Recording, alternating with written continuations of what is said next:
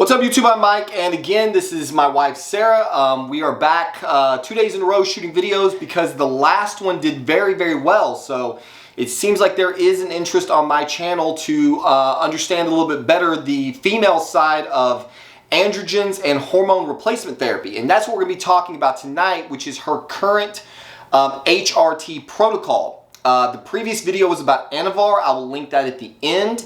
There's also another video that I've already done when we tried to do a 20 milligram testosterone test E cycle for her for hormone replacement therapy, and it was disastrous. So I will also link that at the end. So those two videos sort of precede this one. Today we're talking about her current HRT protocol only. It's worth mentioning that the reason that we attempted to find basically a third solution is to conquer a couple of problems that we've been dealing with since the onset of our marriage, really, which was a lack of libido. As I mentioned in the previous video, she gives me all the sex that I want, but she was not, she didn't need it. She wasn't really craving it for her own desires. And then the horrific PMDD that she suffers from. Real briefly, if you're not aware, most women experience to some degree every month PMS or premenstrual syndrome.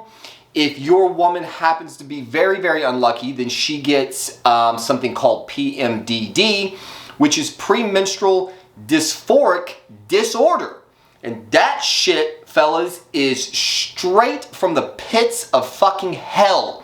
It takes this beautiful, lovely woman who is caring, compassionate, affectionate, attentive, just touches me, loves me, hugs me, caresses me, is sweet, happily, bubbly, laughing. She is a fucking angel for the majority of the month.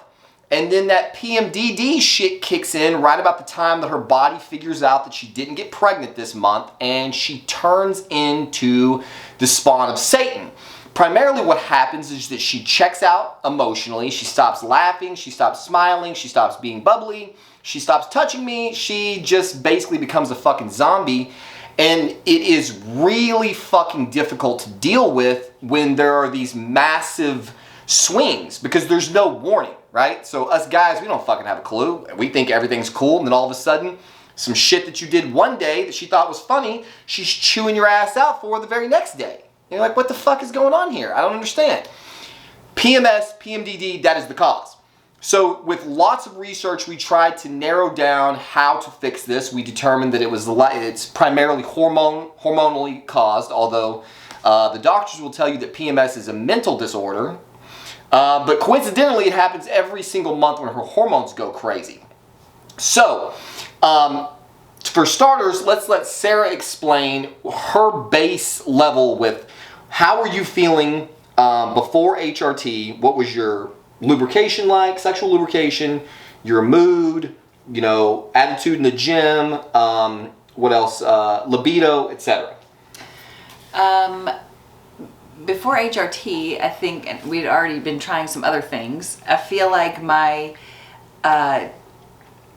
lubrication has been zero for most of my life, but it was starting to get a little bit better before HRT, and then suddenly started to take a downward turn. So then libido was not good. It was really, and it wasn't that I didn't want the intimacy, I just didn't need it. So I never needed sex. And then the PMDD was really bad, and the thing for me, because I don't experience the PMDD in the same way that he does, so I don't feel all the things that I'm putting out there. But what I really feel is I do feel some irritability, and I feel like my nerves are rattled, and I feel like anxiety through the roof, anxiety, uncontrolled. That bleeds onto the kids. It bleeds onto everybody. Yeah. And then what else? Yeah, so I think that covers it. So obviously, you know, go ahead. I was also having lower energy. Yeah. I was starting to feel fatigue, and it was getting increasingly worse. And I wasn't 100% sure, but I think that there's a possibility I was losing some hair. maybe a little hair loss. She's terrible with her diet. She does not eat enough. She's always been, you know, I call it anorexic, but she's always been very, very thin. And so that was some of the problems that we were trying to solve. We had tried testosterone alone in a very high dose. Again, check out the video at the end of this video.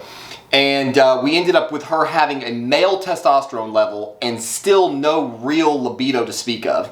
We tried low-dose Anavar, like I mentioned in the previous video, multiple cycles at 5 and 6 milligrams of Anavar, and that did not net us the libido or the mood changes that we were looking for. Although the lubrication. Or the lubrication.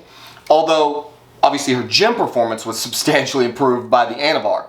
So what we went to the doctor for was actually something far more extreme than hormone replacement therapy. What we discovered is that likely the cause of this PMDD shit is that during the woman's menstrual cycle, see, they're not like us, right? So we have a testosterone level that's diurnal, but it's, you know, relatively static throughout the entire month.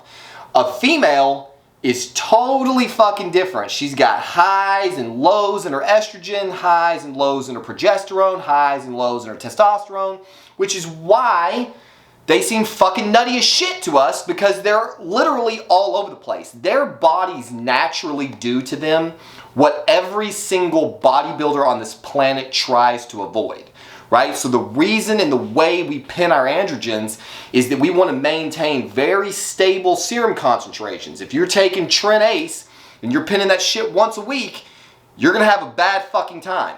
And that's effectively what women live with, because one day their estrogen's really high and the next day it's really low and it's all over the fucking place. So the solution, by our estimation and a lot of research that we did, was to get to the source of the problem, which is her organs. So we went in looking for a total hysterectomy with oophorectomy.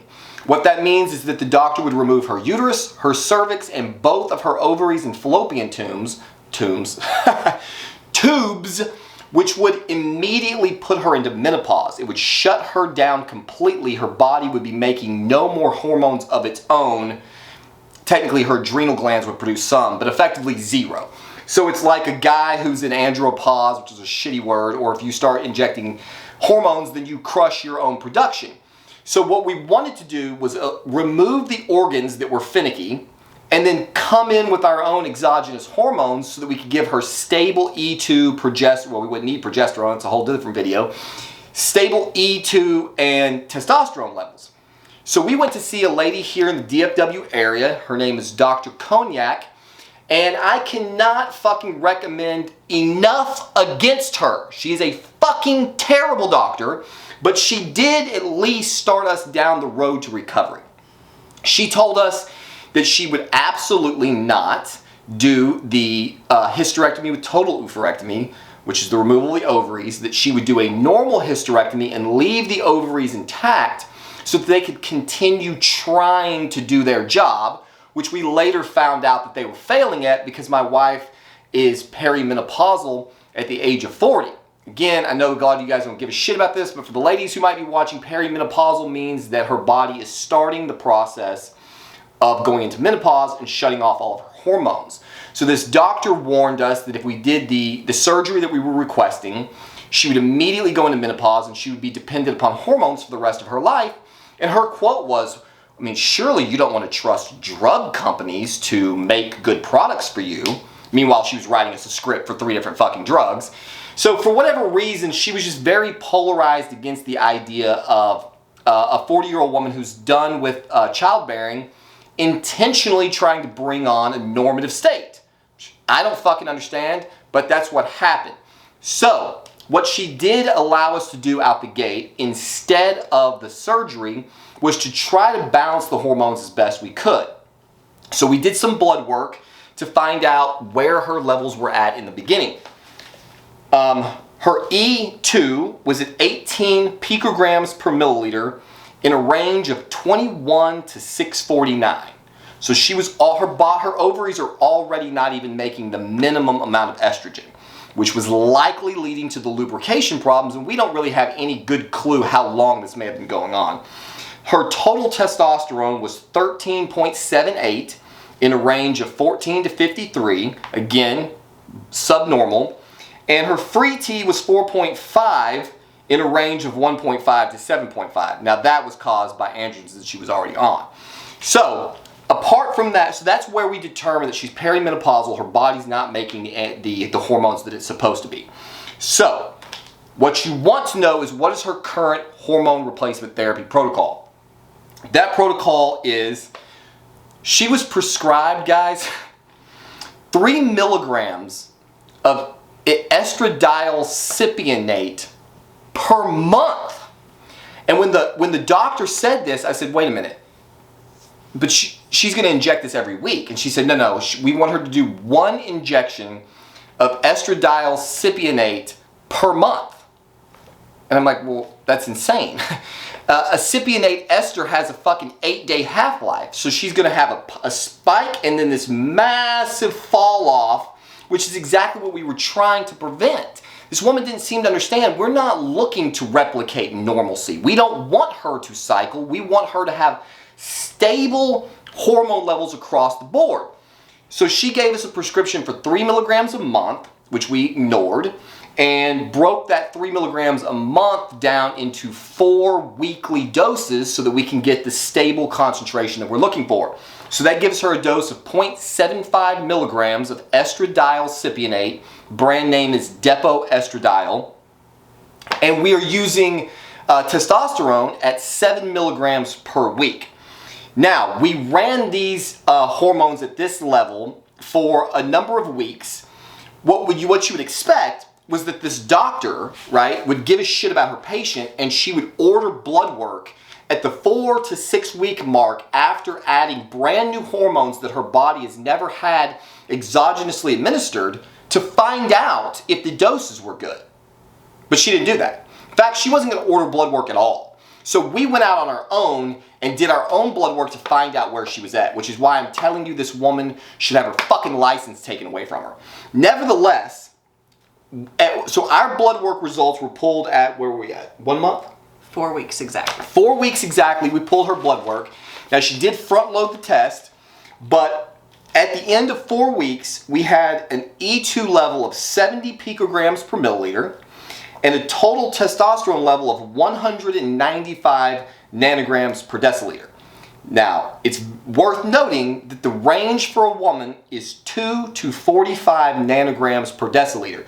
So we tested her testosterone level 2 days after her injection so that we could find out what the peak was. So we want her to peak high because she's going to fall off throughout the rest of the week.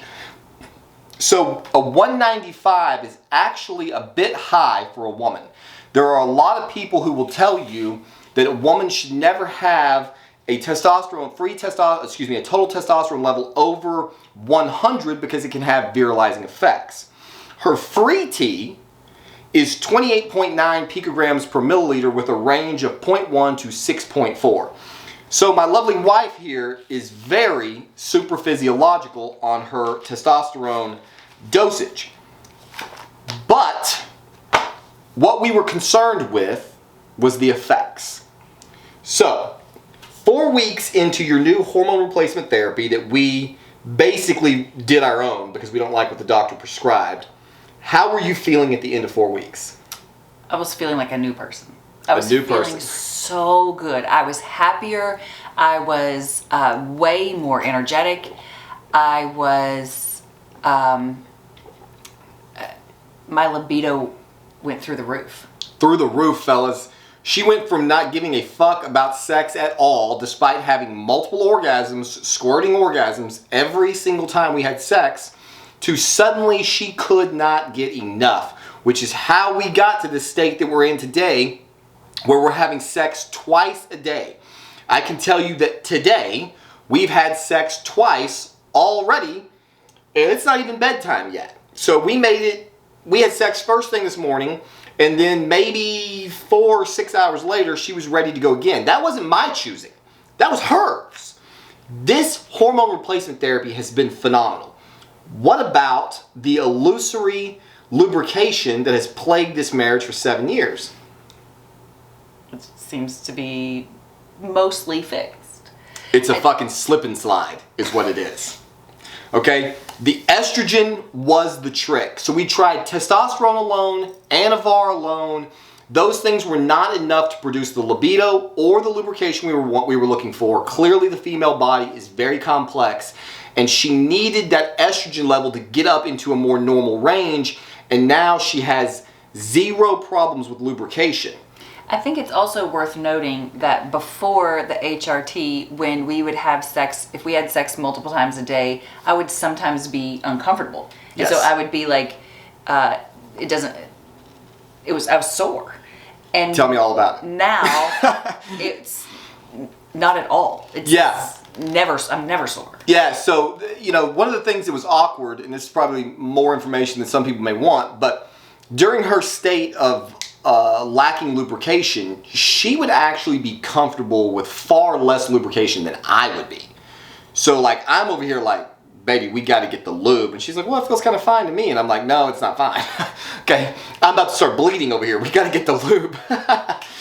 So, prior to this situation, I mean, I should have bought stock in fucking lubricants because we're just going through it. We've tried everything known to man.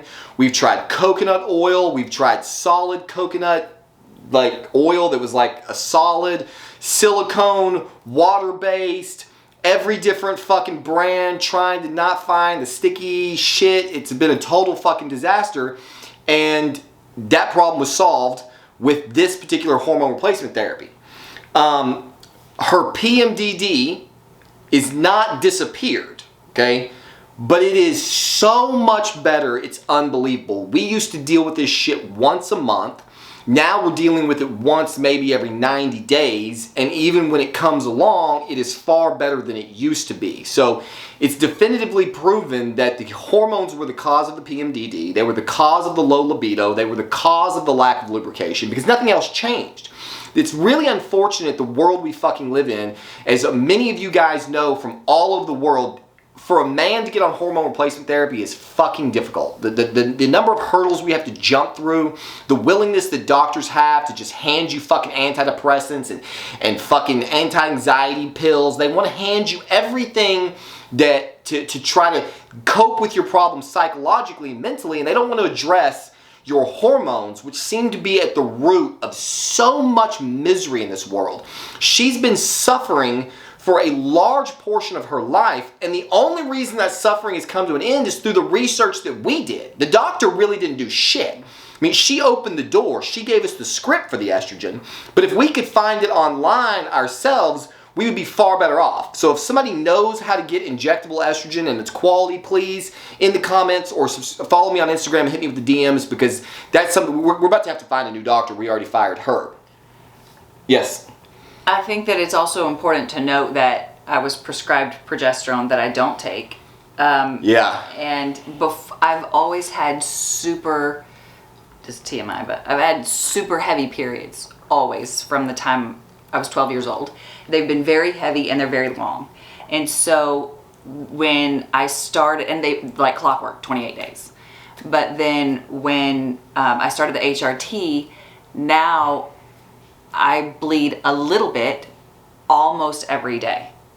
Yeah, so that's a function of the progesterone. The reason we wanted the total hysterectomy, and again, a lot of you might not care about this, but if you want a science lesson, if a woman has a uterus, she has to have progesterone in there in some amount, or the lining of the uterus can thicken and it can become cancerous. So you can have uterine cancers if you don't have a sufficient amount of progesterone. The problem is that the fucking progesterone seems to be the cause of the PMDD and the otherwise bitchy, cunty behavior that women can experience. The same thing happens to me. If I take a 19-Nor drug and I don't get on some fucking caber, 4 to 6 weeks in, I'm miserable, I'm moody, I'm fucking complaining, I'm depressed. She can't fucking stand me because all of a sudden I've turned into a bitch. And so clearly progesterone is the most evil shit that the body has ever, I don't know what the fucking function is. So we do have to figure that out because her body is producing some, but possibly not enough to regulate her periods. Now, the other factor is that she's on super physiological dose of testosterone and Anavar, which is obviously going to wreak havoc on her periods. So, we talked about the libido, we talked about the lubrication. How are you feeling in the gym?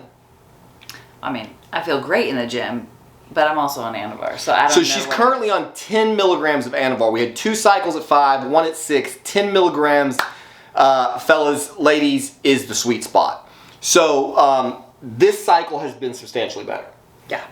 Okay, so PRs on a regular basis, endurance in the gym.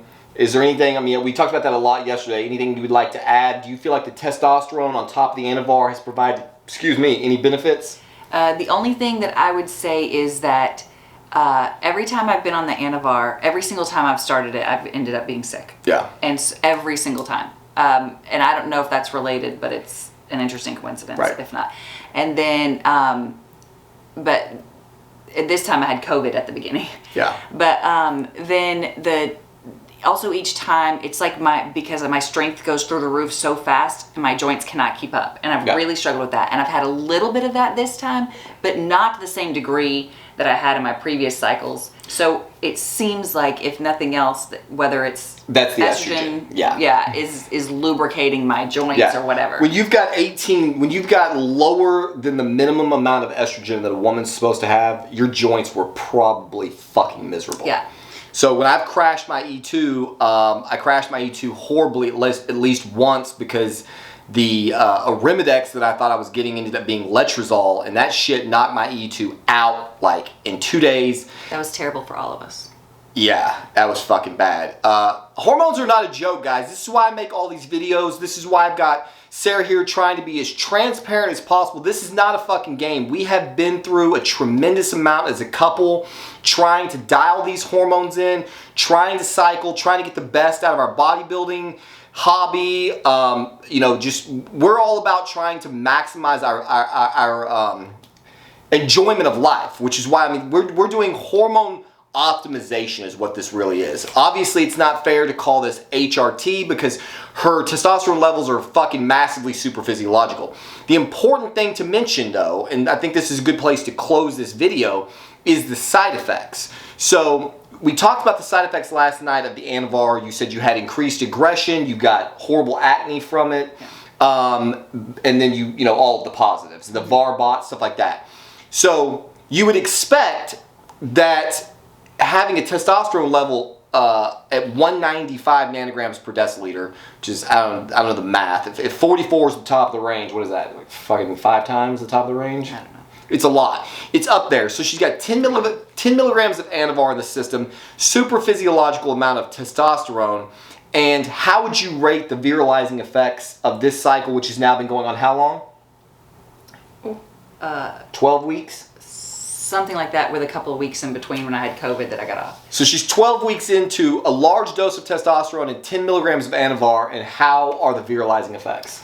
I definitely have the hair growth everywhere, and that's a lot. Has it picked up, do you think? Like, so on the protocol you're at now, compared to where you were at on 5 milligrams of Anavar, do you feel that the hair growth is substantially more? Yes. You do? Yeah. Okay, so lots of hair growth. Yeah, and then I don't know, we've talked a little bit about my voice being raspier, but I don't know for sure if that's true. Yeah, so her voice is the thing that we're trying to stay on top of the most, and it's difficult because we live together. So if she's experiencing minor voice changes, it's hard for me to detect. So I've employed my parents to try to track her voice.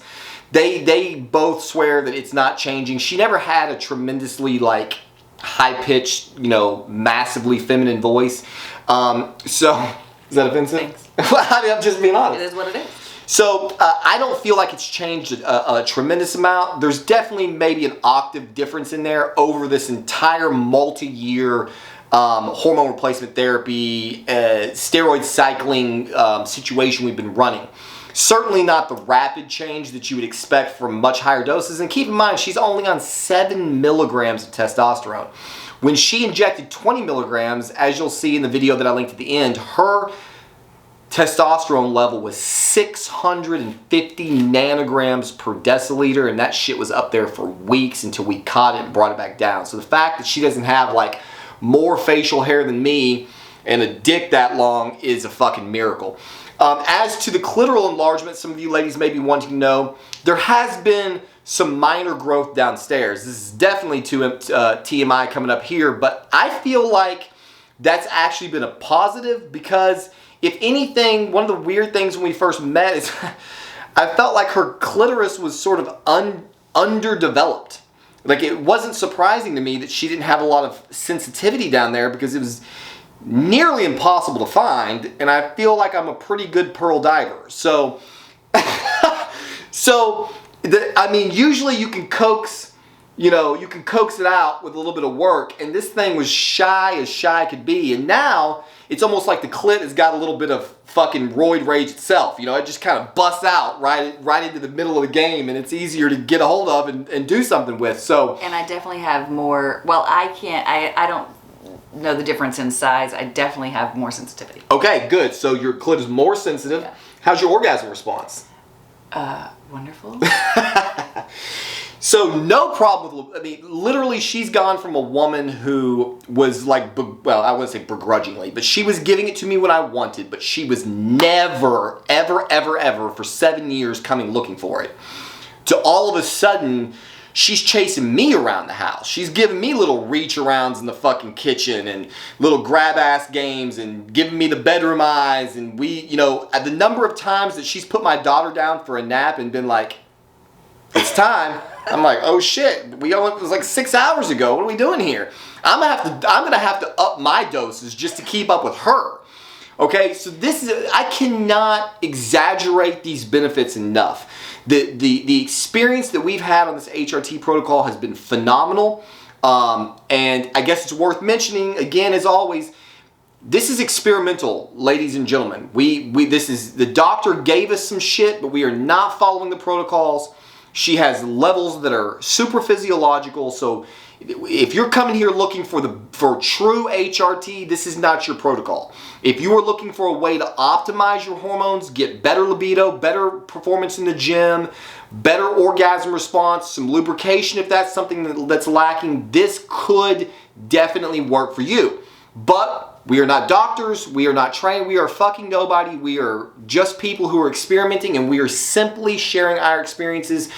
Do not break the law, don't fucking listen to anything we're saying, all that shit, don't sue me, I'm not telling you what to do, I'm just telling you what we have done. It has very possibly saved our marriage. We are coming off the best several months together we've had in years. The other side effect to this is that I quit my job in large portion because I cannot get enough of this girl. Like, we have come up with so many ideas to just try to find ways to spend time together. We go to the gym together. We're bouncing around this house together all day. We're doing all this content together. If you guys can get my subscribers high enough to where I can just make a living on YouTube, we can spend all of our lives together and we will love you forever. So it has been phenomenal, and hopefully this will be helpful to somebody out there who is struggling with the same thing. Any other things that you can think of, side effect wise, performance wise, anything at all? Not that I can think of, but I think that if anybody had any questions and they asked you, I'd be happy to answer them. Absolutely. So she goes through my comments on the YouTube channel pretty frequently. So if there are any ladies out there, guys, anybody at all who has questions for Sarah, feel free to drop those in the comment section below. I'm always linking her little sexy Instagram photo shoots that we do. So if you want to follow her on Instagram, on either of her accounts, just don't be a dick. She will happily answer your questions there. I guess I would be remiss if I didn't say OnlyFans, Mike and Sarah is the username. Check it out. It's going well so far. So there you have it. Hopefully this has been entertaining as always. Hopefully it's been informative. Don't get yourselves in trouble. If you got any questions, hit us up on one of those avenues. And as always, we'll see you on the next one.